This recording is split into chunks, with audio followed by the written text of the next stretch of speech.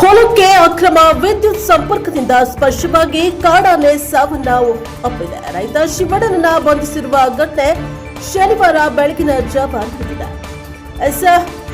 ಪೇರಿಯಾಪಟ್ಟಣ ತಾಲೂಕಿನ ದೊಡ್ಡ ಹರ್ವೆ ಗ್ರಾಮದ ಲೇಕಾಳಯ್ಯನ ಮಗ ಶಿವಣ್ಣ ಎಂಬುವನೇ ಬಂಧಿತ ಆರೋಪಿಯಾಗಿದ್ದು, ಸುಮಾರು 25 ವರ್ಷದ ಹೆಣ್ಣಾನೆ ಸ್ಥಳದಲ್ಲೇ ಮೃತಪಟ್ಟಿದೆ.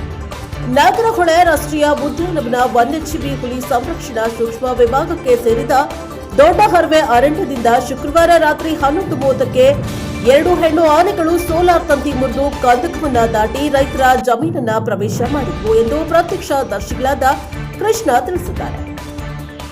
ನಂತರ ಎಲ್ಲರೂ ಹೆದರಿ ಊರು ಸೇರಿದಾಗ ಆನೆಗಳು ರೈತರು ಬೆಳೆದಿದ್ದಂತಹ ಬೆಳೆಯನ್ನ ನಾಶ ಮಾಡಿ ನಂತರ ಮುಕ್ತರ್ ಎಂಬ ರೈತರಿಂದ 1 ವರ್ಷ ಬೆಳೆಗಾಗಿ ಜಮೀನನ್ನ ಪಡೆದುಕೊಂಡ ಮತ್ತೊಬ್ಬ ರೈತ ಶಿವಣ್ಣ ಬೆಳೆದಿದ್ದಂತಹ ಮುಸುಕಿನ ಜೋಳದ ಬೆಳೆಯ ಹೊಲದ ಸುತ್ತಲೂ ಅಕ್ರಮವಾಗಿ ವಿದ್ಯುತ್ ಸಂಪರ್ಕ ಅಳವಡಿಸಿದ್ದರಿಂದ ಆನೆಗಳು ಪ್ರವೇಶಿಸ್ತಾ ಇದ್ದಂತೆ ವಿದ್ಯುತ್ ತಂತಿ ತುಳಿದು ಸ್ಪರ್ಶದಿಂದ ಒಂದು ಆನೆಯು ಸ್ಥಳದಲ್ಲೇ ಮೃತಪಟ್ಟು ಮತ್ತೊಂದು ಆನೆ ಕಾಡಿಗೆ ಓಡಿ ಹೋಯಿತು ಎಂದು ತಿಳಿಸಿದ್ದಾರೆ.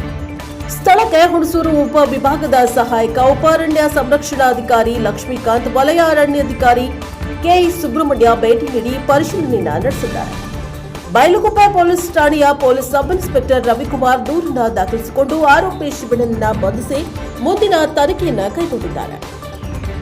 ಅರಣ್ಯ ಇಲಾಖೆಯ ಸಿಬ್ಬಂದಿಗಳ ನಿರ್ಲಕ್ಷ್ಯದಿಂದ ಕಾಡು ಪ್ರಾಣಿಗಳು ರೈತರು ತಮ್ಮ ಹೊಲದಲ್ಲಿ ಬೆಳೆದ ಬೆಳೆಗೆ ಪ್ರವೇಶ ಮಾಡಿ ನಾಶ ಮಾಡ್ತಾ ಇರುವ ಬಗ್ಗೆ ಹಲವಾರು ಬಾರಿ ಅರಣ್ಯ ಇಲಾಖೆಯ ಹಿರಿಯ ಅಧಿಕಾರಿಗಳಿಗೆ ದೂರು ನೀಡಿದ್ರೂ ಸಹ ಇಲಾಖೆಯಿಂದ ಪರಿಹಾರ ನೀಡ್ತಾ ಇಲ್ಲ ಹಾಗೂ ಯಾವುದೇ ಪ್ರಯೋಜನ ಕೂಡ ಆಗ್ತಾ ಇಲ್ಲ ಎಂದು ರೈತ ಮುಖಂಡರಾದ ಬೂತನಹಳ್ಳಿ ಶಿವಣ್ಣ ಮತ್ತು ಕರ್ನಾಟಕ ರಕ್ಷಣಾ ವೇದಿಕೆ ಜಿಲ್ಲಾ ಉಪಾಧ್ಯಕ್ಷ ಬೆಣಗಾಲು ಧನರಾಜ್, ಅಧ್ಯಕ್ಷ ಕಲೀಂ ಲಕ್ಷ್ಮೀಪುರ ಸಣ್ಣಯ್ಯ ಅಧಿಕಾರಿಗಳನ್ನ ತರಾಟೆಗೆ ತೆಗೆದುಕೊಂಡಿದ್ದಾರೆ.